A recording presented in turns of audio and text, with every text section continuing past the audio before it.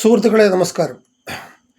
നമ്മളെ വിഷയങ്ങളൊക്കെ മാറി മാറി ഇപ്പോൾ ഗൾഫ് യുദ്ധമൊക്കെ ഇന്നലെ ഇപ്പോഴത്തെ ഒരു ചർച്ച അതൊക്കെയാണ്. അപ്പോൾ ഇതിൻ്റെ ഇടയ്ക്ക് പറയാൻ വിട്ടുപോയ ഒരു കാര്യത്തെ പറ്റിയാണ് ഞാനിന്നൊരു വീഡിയോ ഇടുന്നത്. നമ്മുടെ സ്പീക്കർമാർ കേരളത്തിൽ പ്രഗത്ഭന്മാരായിട്ടുള്ള സ്പീക്കർമാരായിരുന്നു ഉണ്ടായിരുന്നതല്ല.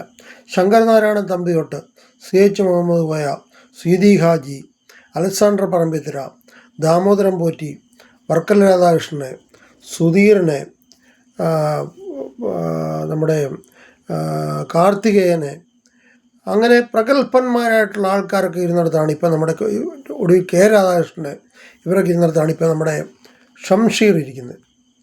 ഇദ്ദേഹം ഒരു പക്ക രാഷ്ട്രീയക്കാരെ ഇതിനകത്ത് വരത്തുള്ളൂ, അത് വേറെ കാര്യം. എങ്കിലും സ്പീക്കറായി കഴിഞ്ഞാൽ പിന്നെ ഒരു രാഷ്ട്രീയം മാറ്റിവെക്കുന്ന ഒരു സ്വഭാവം എല്ലാവർക്കും ഉണ്ട്. അവർക്ക് പിന്നെ അവർ നിഷ്പക്ഷമായിട്ട് ഇടപെടത്തുള്ളൂ. പക്ഷെങ്കിൽ ഇത്രയ്ക്ക് പച്ചയ്ക്ക് രാഷ്ട്രീയം പറഞ്ഞോട്ടെ, കുഴപ്പമില്ല. ഈ രാഷ്ട്രീയം എന്താ പറയുക, ചാനലുകളുടെ മുമ്പിലൊക്കെ രാഷ്ട്രീയം കാണിക്കുകയും പറയുകയും അത് പിന്നെയും അതിനെ ന്യായീകരിക്കുകയും ചെയ്യുന്ന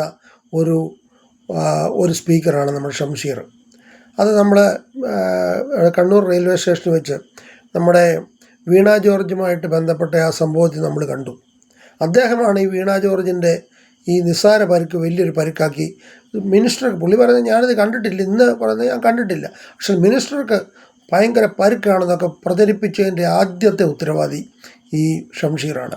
അപ്പം മുൻ സ്പീക്കർമാരെയൊക്കെ അപേക്ഷിച്ച് നോക്കുമ്പോൾ ഈ സ്പീക്കർ എത്ര തരം താണ രീതിയിലാണ് പെരുമാറിയത് എന്ന് പറയാതിരിക്കാൻ നിർവാഹമില്ല. ഇത്രയും പറഞ്ഞുകൊണ്ട് ഉപസംഹരിക്കുന്നു.